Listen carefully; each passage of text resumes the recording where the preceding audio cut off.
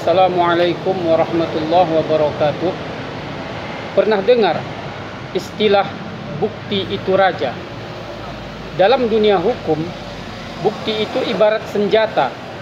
Tanpa bukti, maka omongan Anda tidak akan ada bobotnya di dalam pengadilan. Nah, dalam kitab undang-undang hukum perdata, ada aturan main soal alat bukti ini. Nah, bagaimana aturan mainnya? Let's break it down. Oke, sebelum masuk ke pembahasan detailnya, saya terlebih dahulu mau memberitahu bahwa apa yang dimaksud dengan alat bukti itu. Intinya, alat bukti itu adalah segala sesuatu yang bisa meyakinkan hakim tentang kebenaran suatu fakta dalam kasus. Dalam kitab undang-undang hukum perdata, alat bukti itu diatur pada pasal 1866, dan alat bukti itu ada 5 jenis. Yang pertama adalah alat bukti tulisan, akte atau dokumen. Ini adalah alat bukti yang paling kuat.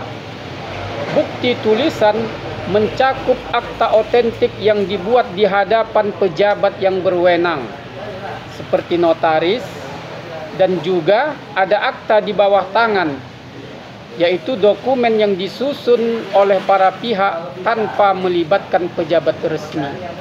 Misalnya, dalam surat perjanjian utang piutang, kalau pada perjanjian hutang piutang ada tanda tangan, maka itu sudah cukup dan sah. Tapi masih bisa dibantah kebenarannya di dalam pengadilan.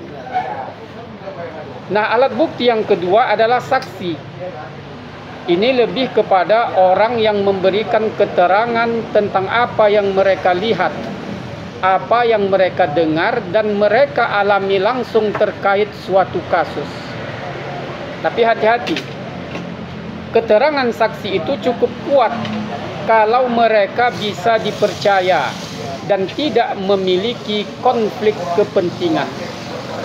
Dalam kitab undang-undang hukum perdata, saksi itu tidak bisa berdiri sendiri.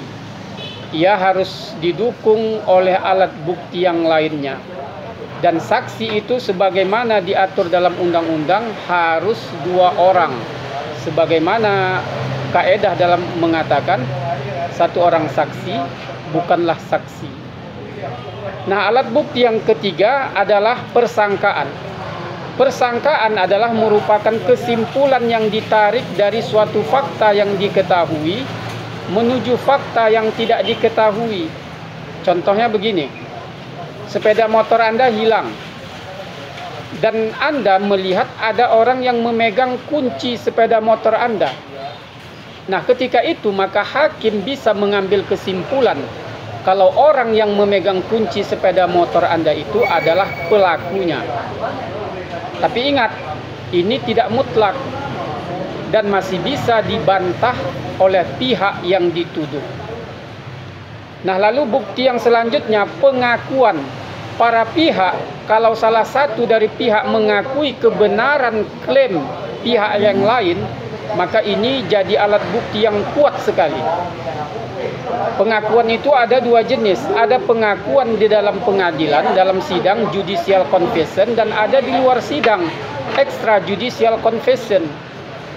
Yang di dalam sidang itu mempunyai kekuatan yang lebih besar daripada yang di luar sidang. Nah, yang berikutnya adalah sumpah. Sumpah itu adalah di mana semua alat bukti yang lain tidak cukup, maka sumpah itulah menjadi bukti yang selanjutnya. Ada sumpah tambahan yang diajukan oleh salah satu pihak untuk menegaskan kebenaran klaimnya. Kalau kamu sudah sampai pada tahap ini, sumpah bakal diambil di bawah ancaman moral dan agama. Nah, itulah beberapa alat bukti di dalam kitab undang-undang hukum perdata yang memiliki peran masing-masing dan saling melengkapi.